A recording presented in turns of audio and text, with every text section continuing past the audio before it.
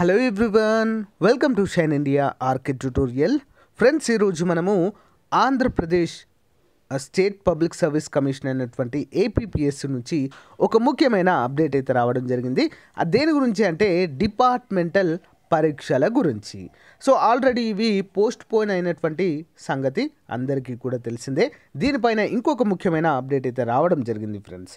Already వీటికి negative marks అన్నీ కూడా తీసివేస్తూ ప్రభుత్వం అయితే ఒక నిర్ణయం అయితే తీసుకుంది. సో దీనికి సంబంధించినటువంటి పూర్తి వివరాలు చూద్దాము. అంతేకాకుండా సిలబస్, ఓకేనా, స్టేట్ సిలబస్లో మనకు ఏవైతే ఈ యొక్క డిగ్రీ, ఓకేనా, డిగ్రీ ఉందో అన్ని విద్యా సంస్థల్లో కూడా సిలబస్ని 50% వరకు తగ్గించే యోచనలో ఉన్నట్లుగా మనకైతే ఇక్కడ క్లియర్గా తెలుస్తుంది. ఆల్రెడీ 30% సిలబస్ని కుదించినట్లుగా ఆల్రెడీ మనకు తెలుసు. ఆల్రెడీ ప్రీవియస్గానే ప్రభుత్వము ప్రకటించింది. సో 50% వరకు కూడా ఈ యొక్క సిలబస్ని అంతా కూడా కుదించే విధంగా అయితే చూస్తుంది. ఈ రెండు అంశాలు మనము క్లియర్గా చూద్దాం ఫ్రెండ్స్ ఇప్పుడు. ఓకే, లేట్ చేయకుండా వివరాల్లోకి వెళ్ళిపోదాం. అంతకన్నా ముందుగా చిన్న రిక్వెస్ట్, ఫస్ట్ టైం ఎవరైతే మన ఛానల్ చూస్తున్నారో ఫ్రెండ్స్ తప్పకుండా సబ్స్క్రైబ్ చేసి పక్కన బెల్ ఐకాన్ని యాక్టివేట్ చేయండి. ప్రతిరోజు లేటెస్ట్ అప్డేట్స్ నోటిఫికేషన్ రూపంలో పొందండి. ఓకే, లేట్ చేయకుండా వివరాలకు వెళ్ళిపోదాం. సో ఫ్రెండ్స్, ఇక్కడ మనకు క్లియర్గా ఇవ్వడం అయితే జరిగింది. పని దినాలను బట్టి సిలబస్, విద్యా సంవత్సరము కుదింపుతో కసరత్తు, సిబిఎస్ఈ తరహాలో మార్పులు, ఒత్తిడి పడకుండా చూడాలని నిర్ణయము, నెలాఖరులోగా మనకు ప్రకటన వచ్చే అవకాశము. కరోనా ప్రభావము విద్యారంగంపై తీవ్రంగా పడింది. దాదాపు 4 నెలలకు పైగా కాలము వృధా అయింది. ఆన్లైన్ తరగతులు నిర్వహిస్తున్న, భౌతికంగా పాఠాలు బోధించిన స్థాయిలో ప్రభావము ఉండదని కూడా నిపుణుల అభిప్రాయము. సో మరోవైపు కేంద్ర ప్రభుత్వము అన్లాక్ 5.0లో భారీగా సడలింపులు ఇవ్వడంతో జనజీవనం సాధారణంగా మారుతుంది. ఈ నేపథ్యంలో ఈసారి విద్యాసంస్థలు తెరవడంపై చేసిన ప్రకటనలో మార్పు ఉండకపోవచ్చని తెలుస్తుంది. అక్టోబర్ 15 నుంచే విద్యాసంస్థలు తెరుచుకోవచ్చని చెప్పేసి కోవిడ్ నిబంధనలన్నీ కూడా పాటిస్తూ తరగతులు నిర్వహించుకోవచ్చని ఇప్పటికే కేంద్ర విద్యాశాఖ స్పష్టం చేసింది.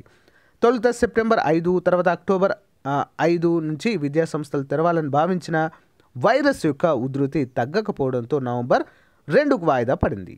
సో ఈ నేపథ్యంలో నష్టపోయిన మాసాలను పరిగణలోనికి తీసుకొని సిబిఎస్ఈ బోర్డు కీలక ప్రకటన అయితే చేసింది.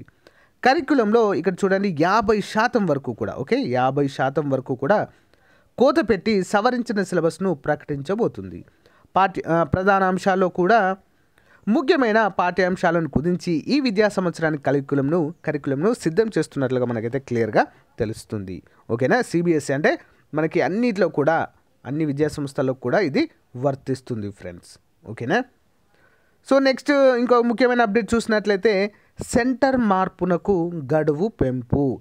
శాఖాపరమైన పరీక్షలు రాసేందుకు సెంటర్లు, అంటే 3 సెంటర్లు మార్చుకోవాలనే అభ్యర్థుల విజ్ఞప్తుల మేరకు గడువును పొడిగిస్తున్నట్లుగా ఆంధ్రప్రదేశ్ పబ్లిక్ సర్వీస్ కమిషన్ తెలిపింది. ఓకేనా, మన సెంటర్స్ అయితే మనకు దగ్గరలో అయితే చేంజ్ చేసుకోవడానికి అవకాశం అయితే కల్పించారు.